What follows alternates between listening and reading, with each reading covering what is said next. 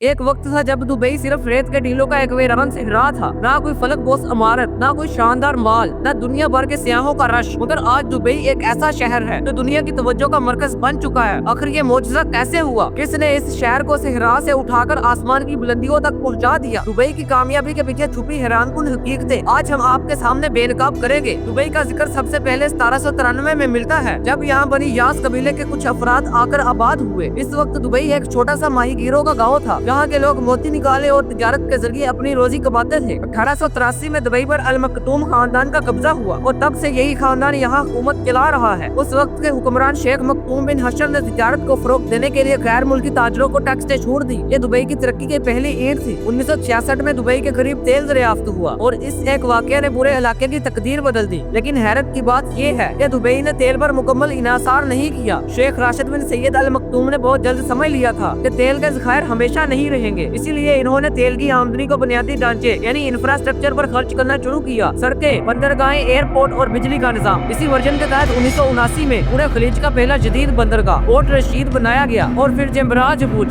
Sharjah highway और Dubai international airport की तोसीर जैसे बड़े मंसूबे शुरू किए गए। 2006 में शेख मोहम्मद बिन राशिद अल मखदूम दुबई के हुक्मरान बने। इनके आने के बाद दुबई में तरक्की का एक नया बाब शुरू हुआ। इन्होंने एक नारा दिया, हम चाहते हैं कि दुबई न सिर्फ अरब दुनिया बल्कि पूरी दुनिया के लिए एक मिसाली शहर बने। इन्होंने दुबई को 3 शोबों में आलमी मरकज बनाने का फैसला किया, बिजनेस, सियाहत, टेक्नोलॉजी। इसी वर्जन के तहत Dubai internet city, Dubai media city और दुबई इंटरनेशनल फाइनेंस सेंटर जैसे मंसूबे शुरू किए गए। आज दुबई का जिक्र हो और बुर्ज खलीफा का जिक्र ना हो, ये मुमकिन नहीं। बुर्ज खलीफा 828 मीटर बुलंद सिर्फ ऊंचाई नहीं बल्कि एक स्टेटमेंट है, एक पैगाम के दुबई सिर्फ ख्वाब नहीं देखता बल्कि उन्हें कंक्रीट और स्टील से हकीकत में डालता है। लेकिन यहाँ एक दिलचस्प बात है, बुर्ज खलीफा की तमीर में दुनिया के हर बड़े आजम से इंजीनियर्स, माहिरीन और मजदूर शामिल थे। ये सिर्फ एक इमारत नहीं, ये ग्लोबल कोलैबोरेशन का शाहकार है। और सिर्फ ऊंची इमारतें ही नहीं, दुबई ने तो समुद्र के अंदर जजीरे बना दिए, पाम जजीरा और दी वर्ल्ड आइलैंड। जी हाँ, ये कुदरती नहीं, ये वो जजीरे हैं जो रेत डालकर समुद्र को पीछे हटाकर इंसानी हाथों से बनाए गए। इसके अलावा दुबई मॉल, दुनिया का सबसे बड़ा शॉपिंग मॉल, पाम जैमरा, इंसानों के हाथों बनाया गया दुनिया का पहला जजीरा,